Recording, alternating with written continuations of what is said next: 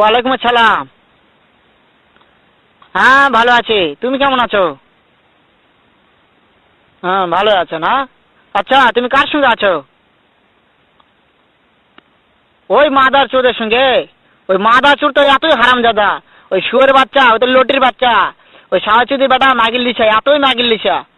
ওই হারামজাদের আমি সামনে পাইলে একটা এমন একটা চটকানি মারবো, শালা মাদার চোদ।